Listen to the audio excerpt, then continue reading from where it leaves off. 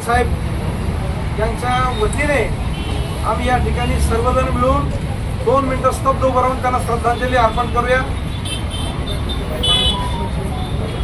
Government आहे, हे मोदी सरकार आहे, हे 56 इंची सरकार काय करतं? मग यांची इंटेलिजन्स ब्युरो काय करते?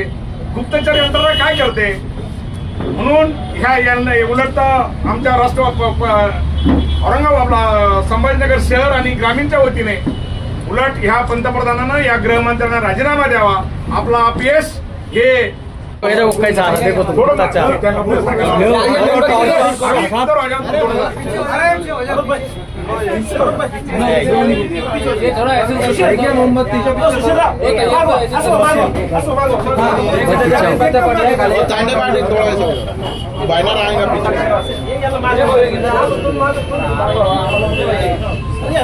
चलो एलईडी टॉर्चर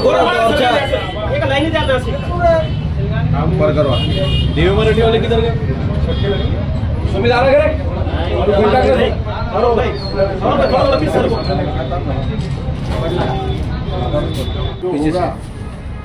ये ऐसी घटना है कि कभी ऐसी घटना कश्मीर में हुई नहीं, वहाँ के वहाँ हुई, मगर यहाँ के जो मेहमान गए और मेहमानों के ऊपर जो लोगों ने वहाँ हमला हुआ, हम राष्ट्रवादी कांग्रेस पवार साहब की तरफ से हम उसका निषेध करते।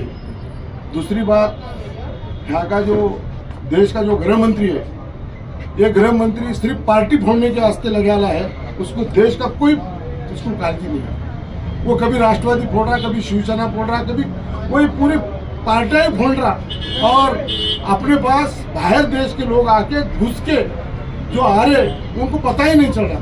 तो हमारी मांग है कि ताबड़तोड़ ये गृह मंत्री ने राजीनामा देना, और ये लोग जो मिलने जो लोग अभी ऐसा देश में हाल हो गए कि लोग जाना कि नहीं जाना, जो आज धुपकाले के छुट्टिया के अंदर बाल बच्चे के साथ वो गए, अब उनको कल कुछ नहीं मालूम, उनके छोटे छोटे बच्चों के सामने उनको मारे।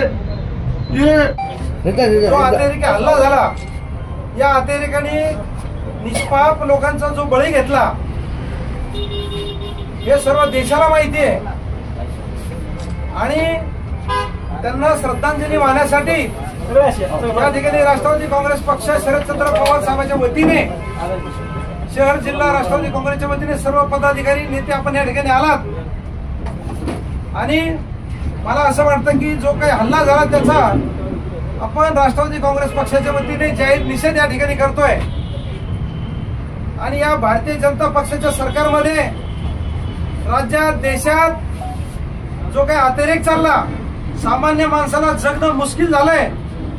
ज्या ठिकाणी आपण पाहिला की आपल्या या देशातील राज्यातील किती लोकांचा बळी त्या ठिकाणी गेला, तिथं अतिरेक येऊन त्यांना गोळ्या घालतायत आणि आपलं सरकार हतबल झालंय।